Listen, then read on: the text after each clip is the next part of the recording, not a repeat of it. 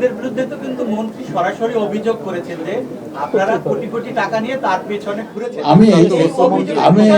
আমার মনে হয় আমি এই উত্তর দিতে চাই না। মন্ত্রী সাহেবকে জিজ্ঞেস করেন যে এই প্রুফটা ওনাকে দেখান। মন্ত্রী সাহেব তো বলে দিয়েছেন, এখন আপনাদের উত্তর। আমি এই কোনো উত্তর দেব না।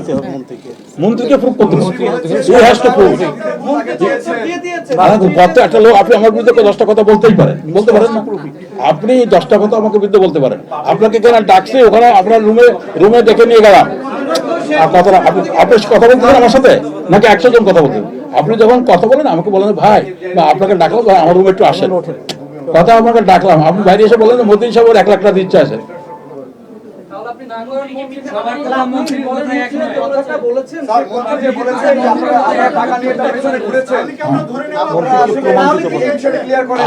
আমি তার পিছনে টাকা নিয়ে কেন বলবো?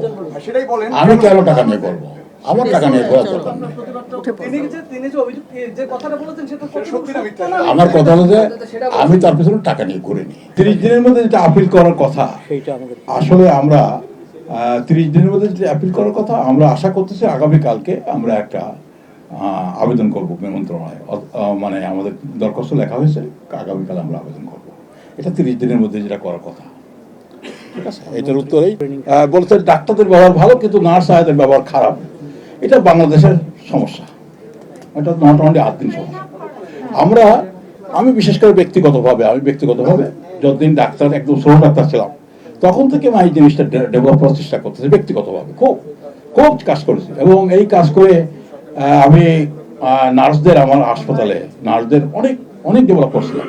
এখন তো ধরনের হাসপাতাল অনেক বড় হয়ে গেছে, আমার 5টা 8টা হাসপাতাল এখানে। আসলে একদম মানে সব কিছু জাতীয় যে মানে আমাদের ধরেন জাতীয় যে অবস্থাটা, সেটা প্রভাবটা পড়েই। এটা 100% এটাকে তো রিমুভ করা যায় না। এটা সব জায়গায় এই নার্স ইভেন ডাক্তারদের ব্যবহার যে খারাপ না সব জায়গায় ক্ষেত্রে, এটা আমি বলবো না। তবে একটা ভালো কথা বলি, এই লাইসেন্স বাতিল করে একটা ভালো কথা বলি, সেটা আপনাদের যে এখন আমার নার্সদেরকে ট্রেনিং দিচ্ছি, ডাক্তারদের ট্রেনিং দিচ্ছি, এই কাজটা এখন করতেছি। কথা বুঝছেন না? সরকার আশ্বাস দিক আর তাদের হাসপাতাল পরিবর্তনের জন্য এই কাজটা আমাদের করতেই হবে। এটা আমাদের চলমান কাজ না। আগে মনে হয়নি এটা বলবো না, আমরা এটা কিছু জায়গায় আমরা কাজটা শুরু করেছিলাম।